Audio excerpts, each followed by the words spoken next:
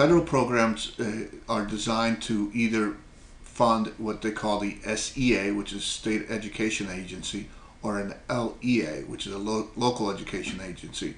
So all federal dollars have to flow either to the SEA or the LEA.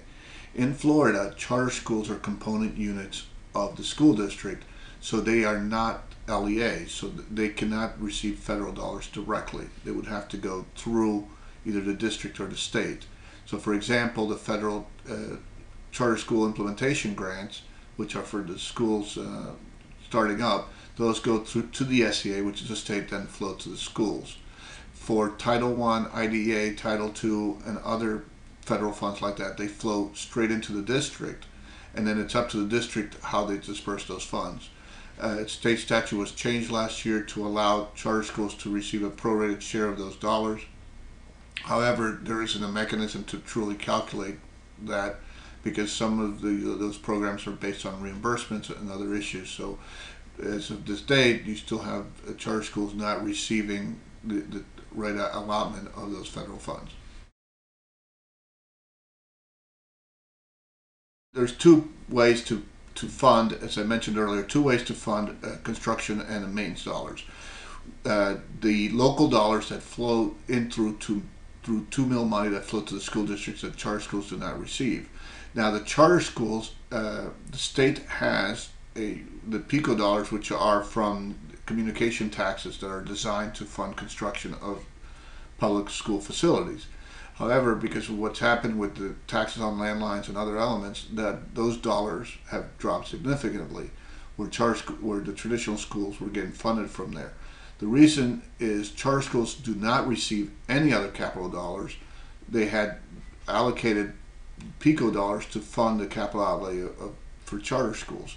So where there was very little money available, so since the school districts received the other PICO dollars that the charter schools don't, the state legislature thought it was fair for at least the charter schools to participate and receive the state PICO dollars. So in comparison, there's about $2 billion that come through local PICO dollars that the charter schools do not receive. So when you add up the percentage of students that are in charter schools compared to private schools, and you add up all state and local PICO dollars, charter schools are receiving a lower percentage of those dollars than districts.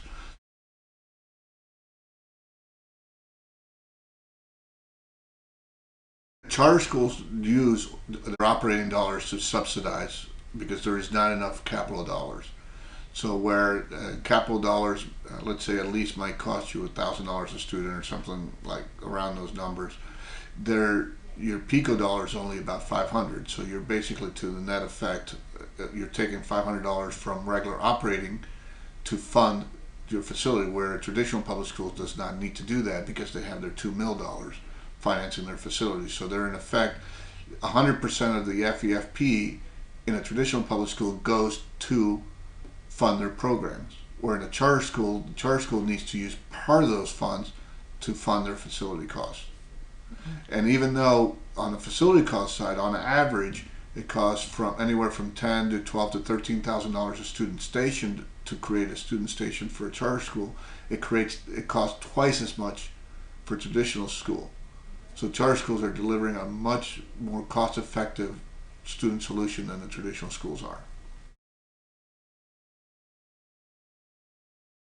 The management company takes over the administrative overhead associated with running a school. So, for example, in some of the districts, you go through their financial statements and you look closely, the amount of the central office expenses is probably 15 to 17% of revenue. Where if you look at charter schools, now there's management fees all the way from 4 to about 14%. So that's even less, where most of them are around the 8 to 10% range. And they're providing the same level of services or more than the district provides to those schools.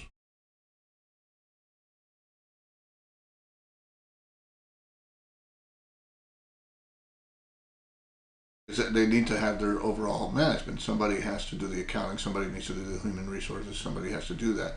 It's just the management companies that are out there, or education service providers, are doing it a lot more efficiently than the school districts are doing those same tasks.